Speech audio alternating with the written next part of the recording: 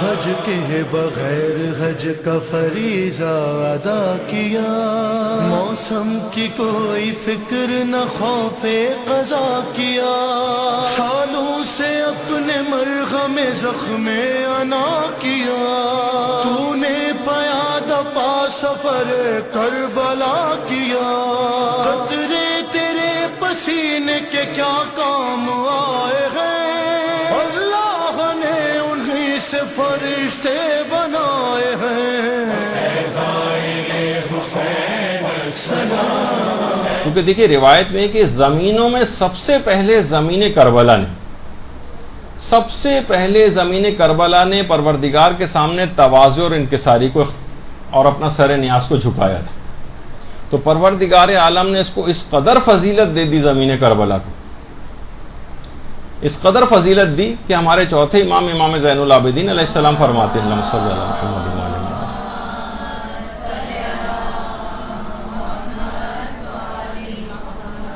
کہ ایک دفعہ زمین مکہ نے اپنے فضائل بیان کی اور کہا کہ بیت اللہ میری پشت پر ہے، میری فضیلتوں میں سے زمین مکہ نے اپنے فضائل بیان کیے کہ بیت اللہ میری پشت پر ہے، ہر سال کرۂ ارض سے بے شمار لوگ کھینچ کر بیت اللہ کی زیارت کو یعنی میری سرزمین کے اوپر آتے، ہر سال۔ تو پروردگار عالم نے زمین کعبہ کے اوپر وحی کی تو کہ تم اپنے فضائل ضرور بیان کرو، لیکن تمہارے فضائل کو زمین کربلا کے فضائل سے وہی نسبت ہے جو ایک قطرے کو سمندر سے ہوتی۔ اللہم صلی علی محمد۔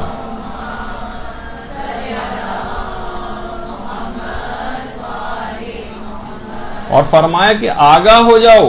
اگر زمین کربلا کا پیدا کرنا مقصود نہ ہوتا تو اے زمین مکہ تمہیں بھی یہ فضائل حاصل نہ ہوتے، اور اگر زمین کربلا کا یہ مدفون نہ ہوتا تو اے زمین مکہ میں تم کو بھی پیدا نہ کرتا، اور اگر یہ مدفون نہ ہوتا تو وہ بیت اللہ جس پر تو فخر کر رہی ہے اس کو بھی بنایا ہی نہ جاتا۔ اور چوتھے امام یہ جملہ بھی ارشاد فرماتے ہیں کہ جس وقت زلزلہ قیامت آ رہا ہوگا تو اس وقت زمین کربلا کو پروردگار اپنی قدرت کاملہ سے اٹھا لے گا اور جنت کے خطوں میں سے خطہ قرار دے دے گا جو کہ انبیاء اور مرسلین کا مسکن بن جائے گا، اور اس کے نور سے اہل جنت کی آنکھیں خیرہ ہو رہی ہوں گی، اہل جنت کی، جس کے اندر انبیاء اور مرسلین، سوچی کہ انبیاء اور مرسلین وہاں پر رہ رہے ہوں گے۔ اور ہمارے چھٹے امام یہ بھی جملہ ارشاد فرماتے ہیں کہ سرزمین کربلا کے سفر میں جو زائر ہوتا ہے وہ جب اس کو پسینہ آ رہا ہوتا ہے گرمی کی وجہ سے یا تھکاوٹ کی وجہ سے، تو اس کے پسینے کے ایک قطرے سے 70 ہزار ملائکہ پیدا ہوتے ہیں جو زائر کے لیے تسبیح اور استغفار کرتے ہیں۔ اللہم صلی علی محمد و علی محمد۔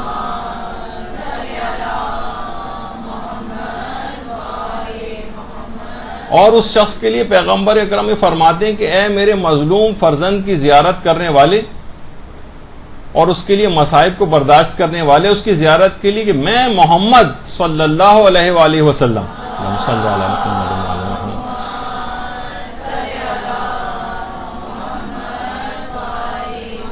میں تمہیں اپنے جنت میں اپنے پڑوس کی ضمانت دیتا ہوں۔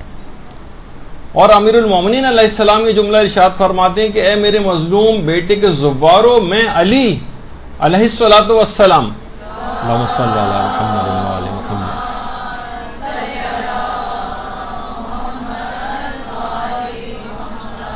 تمہاری تمام حاجات کو تمہاری تمام ضروریات کو خواہ دنیا کی ہوں خواہ آخرت کی ہوں، میں پوری کرنے کی ضمانت لیتا ہوں۔ اور جیسے ہی یہ زائر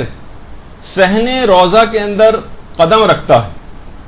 جیسے ہی یہ زائر صحن روضہ میں قدم رکھتا ہے، ملائکہ اس کو گھیر لیتے ہیں، اور جیسے ہی یہ قبر مطہر کے سامنے پہنچتا ہے، امام حسین علیہ السلام اس کی طرف متوجہ ہو جاتے ہیں، اس کے لیے دعائیں مغفرت کرتے ہیں، اور جس وقت امام حسین دعا کے لیے ہاتھ بلند کرتے ہیں اس کی مغفرت کے لیے تمام انبیاء اور تمام ملائکہ ان کے ساتھ اس زائر کے لیے شامل دعا ہو جاتے ہیں۔ اور یہ زائر جب اپنے وطن واپس جانے کے لیے پلٹتا ہے تو الوداع کہنے کے لیے جبرائیل، اسرافیل، میکائیل تمام ملائکہ کے ساتھ الوداع کہنے کے لیے آتے ہیں، اس کو مبارکباد دیتے ہیں، تم خوش نصیب ہو، تمہارے تمام گناہ بخش دیے گئے ہیں، جاؤ اب تم کبھی آتش جہنم نہ دیکھو گے۔